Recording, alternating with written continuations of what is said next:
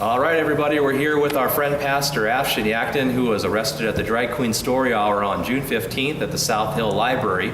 And we just want to get an update from our friend Pastor Afshin Yaghtin. So how you doing today? And what's going on with Judge Stab and the Spokane prosecution against, why don't you first talk about what happened and your charge real quick for people? Yeah, so thanks for having me on, Casey. Just you want an update on currently or the original charge? Yeah, give people just real quickly what the original charge was. So the original charge was obstructing the police. I was trying to enter the public library, the public grounds, and because I didn't agree with the LGBT side during a drag queen event at the library, I was told that I have to go across the street, far removed from the library, from the public forum, to an unconstitutional free speech zone that they'd set up that was unequal. And the reason why this is important, why it was unequal, is because my intended audience wasn't the counter-protesters. I wasn't there to have like a yelling match with protesters. I was going in as a minister of the gospel. I felt for the kids that were being indoctrinated by drag queen gender fluidity. And I just wanted to go in and pray and maybe minister to somebody. The police decided to identify me as a protester. I told them very clearly I'm not a protester. Even if I had prior intentions to protest, once I got there, and even before, days before, it was very clear that a protest wasn't going to be effective. So I just wanted to go in and minister. And that was really the idea. I was stopped, arrested, thrown in the back of a paddy wagon basically for about 3.5 hours before I was taken to county jail and booked. I was handcuffed the whole time and chained up inside. And so that was the original charge. Now, I can give you a little bit of an update on the case currently. We have the city prosecutor, Sean O'Quinn. I think he's taken a pretty despicable kind of an action here. He's trying to add new charges to the original charges, claiming that I was lying or that I was giving false information to the police. And so he's threatened this. I don't know if he's filed it yet, but he pulled my attorney aside and wanted to know if I would accept the former plea offer, which they offered, which we rejected 2 months ago. And when we said, well, no, we've already been through that, he said, well, then we're going to be adding on a new charge, and the new charge is giving false information to the police. Oh, really? He's saying. Oh, wow. Yeah.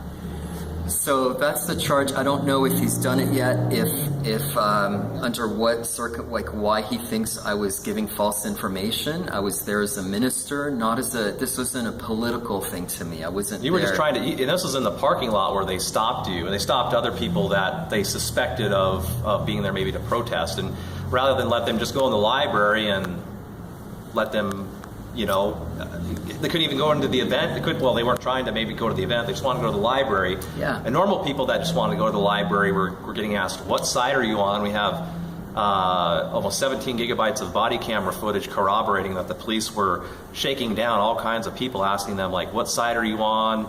Trying to separate people and that sort of thing. So it was really chaotic and contentious. It's amazing. I mean, they were literally asking people what you believe before they could decide where you can go. Yeah, what side are you on was basically what they were asking people. Yeah. Then they would stop traffic and they would get those people across the street so they could exercise their First Amendment. And I was just there to film it. I wanted to get the feedback of different people. And we have 4 media outlets kicked out. We have the New American magazine with senior editor Bill Jasper. We have Sherry Duvally and Brett Rush of Readout News that were forced to cross the street. You were forced to cross the street. And these are these are actually media outlets, and legitimately trying to focus on the event itself. So yeah, and Rich Loudenbeck of the Inland. I'm trying to remember of everybody that was there. I knew he was leaving somebody out. Rich Loudenbeck of the Inland NWReport.com. I actually was approached by Rich and Bill. Bill's the senior editor of the New American. They shook my hand and they were approached by two different people. One was asking about the cross on Bill's tie. Wow. One was looking at Rich's socialismtoday.info business card. They both split, went and got the police, and they were forced to cross the street. And I do not have that body camera footage yet. So they've only given us body camera footage up to the point you were arrested. And they've refused to give any well, more. they won't give me any more. They're basically have to wait till February to get all the body camera footage. They're delaying. Okay. On purpose, yeah. Well, some of the footage that you've obtained I think is potentially very helpful, because what we've seen is that I was singled out and discriminated against because you had other people from our side told the police, I just want to go in and observe. I don't agree with what they're doing. Mm-hmm. I just want to go. And someone used the word spectacle. They said, I just want to go in and observe the spectacle. I'm like, sure, you can go right on in. It's a public space. Go into the really public jaded. library. Yeah. But when it came to me, I was arrested for that very thing that police allowed other people to do. So it's a clear case of viewpoint discrimination or other forms of discrimination. I don't know. I mean, it's bad, and I'm surprised that the prosecutor hasn't dropped the case yet, and they're just going to make it very difficult for the city of Spokane if they keep going forward. So what's next then? When's your next court case for people if they're interested? Well, so we just brought on counsel as a co-counsel Richard F. Lee. I don't know if you guys all know Richard. He was involved in a big case in Spokane several years back on a self-defense case where a homeowner shot an intruder, and he got him off for that. So he's coming on board. It's a different case here, of course, but he's coming on board as co-counsel. We're waiting right now for Judge Staub to decide whether the case is going to go forward or not. She has been, considering the evidence. At this point, it's just a matter of, is it going to go to full trial or not? That's what she's deciding on. If it does go into full trial, that would most likely be around January, and we'll go before the judge. And we're considering foregoing the jury and just taking it directly to the judge. But I'm not sure how much I can talk about all of that right now. But that's the general idea. Is that we're going to go and see if we get these new charges. We're going to dismiss those because those are absolutely ridiculous. And then, so how can people follow you?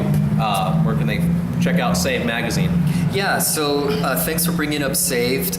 You can contact me at Facebook under my name, Afshin Yaghtin. I've got a YouTube channel where all my sermons are played. We've got savedmag.com, and for those that don't know about Saved Magazine, we're very excited about what's going on there. It's a print publication. It's Christian-based. It's Bible-based. It touches on all of the controversial topics of our day, from abortion to vaccines to issues surrounding the gospel itself. Doctrines that are controversial. So we're just looking at everything. We're going to look at the end times in issue 5. We've got all these issues mapped out. We want to get Liberty State on there with Matt Shea for the Liberty issue coming up, issue 6. And so we're going to, very excited about that. If people can go and subscribe or get activist packs, that helps us out, because people are getting these just to hand out to other people. And that's at savedmag.com. All right, great. Well, stay tuned for more, and make sure to like, subscribe, and share, and visit his YouTube channel, and we'll talk to you soon for more updates. Great. Thank you for all your work, Casey. Thank you. Too. I appreciate it. Thank you. I appreciate it. Yeah. Okay, that's a wrap. Yeah.